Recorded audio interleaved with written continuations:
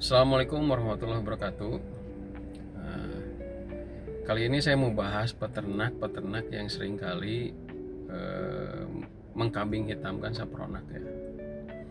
Dari kegagalan produksinya mereka, kadang-kadang sapronak itu dijadikan kambing hitam atas kegagalan atau tidak performnya dari ayam mereka itu sendiri. Salah satu contohnya menyalahkan kualitas pakan. Padahal kualitas pakan itu di luar kontrol kita. Dalam artian secara kualitas kita nggak tahu. Apalagi kita beli di pabrik. Kecuali kita ada self milk ya.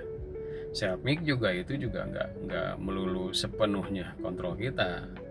Karena balik lagi kalau bahan bakunya kualitasnya jelek, ya pakan juga nggak bakal maksimal. Nah jadi kalau menyalahkan pakan itu di luar kontrol kita. Ngapain juga kita nyalahin sesuatu yang bukan dalam kontrol kita.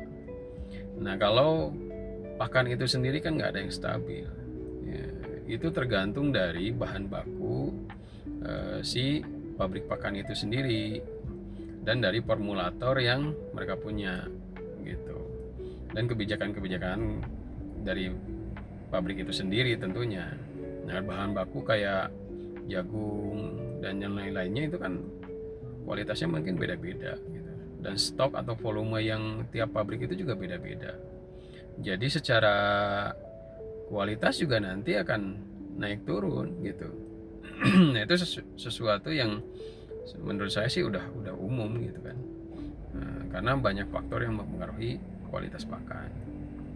Nah yang kedua adalah menyalahkan bibit gitu.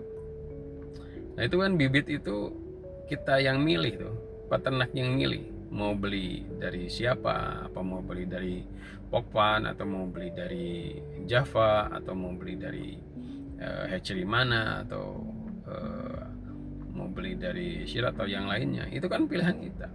Nah urusan kualitas pakan nyampe ke kita atau tidaknya secara bagus atau jeleknya itu kan tidak bisa kita kontrol itu. Kadang ada dari Pokpan, kadang lagi bagus ya bagus, lagi jelek ya jelek gitu. Jadi yang diutamakan itu adalah respon kita terhadap dewasa yang kita terima gitu. Bagaimana tuh? Nah, terus yang ketiga, biasa peternak itu menyalahkan saprona, menyalahkan obat. Jadi kualitas obatnya jelek lah, vitaminnya nggak berhasiat lah, premiknya nggak oke lah. Nah itu mereka menyalahkan seperti itu. Padahal banyak yang mempengaruhi dari keberhasilan budidaya atau performa itu bukan dari saprona. Mereka itu harusnya menyadari bahwa keberhasilan peternak atau budidaya itu sebagian besar ditentukan oleh manajemen. Jadi manajemen di kandang yang baik akan menghasilkan performa ayam yang baik juga, produksi yang baik juga. Jadi jangan melulu menyalahkan sapronak gitu. Karena kalau menyalahkan sapronak ya itu di luar kontrol kita gitu. Nah, kalau misalnya contohnya ayam kena ngorok gitu ya, atau berlendir atau kena korisa, itu kan pernapasan tuh. Nah kita lihat manajemennya seperti apa dari segi ventilasi, sirkulasi udara, apa rajin juga enggak itu ngeduk kotorannya, mindahin kotorannya, buang kotorannya, bersihin kotorannya, itu kan pengaruh tuh. Nah percuma kalau kita punya banyak stok obat, tapi sumber dari penyakit itu kita nggak benahi, ya percuma juga. Nggak ada obat dewa, nggak ada vitamin dewa, nggak ada premik dewa. Yang ada itu adalah kombinasi antara manajemen dan sapronak. Nah itu dikombinasikan tuh.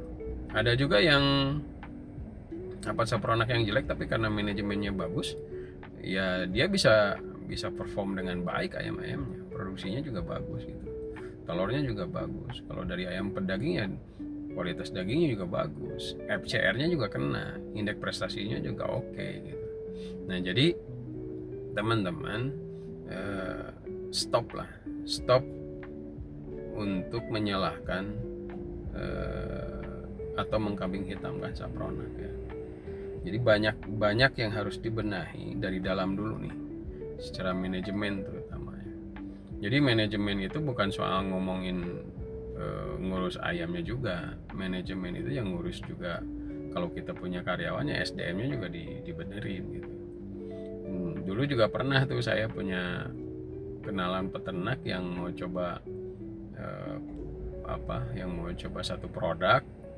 Nah itu kita diskusi dulu tuh, yang utama tuh bukan soal produknya bagus apa enggak, tapi yang saya tanyakan tuh ini tuh di kandang itu aman atau enggak. Artinya gini, ada human error atau enggak, atau kasarnya ada maling atau enggak nih. Jadi kalau sebagus-bagusnya produk atau sebagus-bagusnya obat atau sebagus-bagusnya pakan, kalau non teknis di kandang itu banyak gitu ya, terutama mohon maaf ada malingnya, itu percuma kita ngomongin performance, percuma ngomongin manajemen gitu ya. Nah yang kedua, setelah anggaplah katakan di kandang itu aman gitu ya, nah setelah tahu kita di kandang itu aman ya, kita tanya cara aplikasinya bagaimana, bener apa enggak. Itu kan mesti dibimbing tuh, mesti diperhatikan jelas tuh ya. Jadi kalau obat bagus, kalau aplikasinya nggak bener juga ya susah juga. Kalau pakan bagus ya, kalau manajemen pakannya amburadul ya susah juga.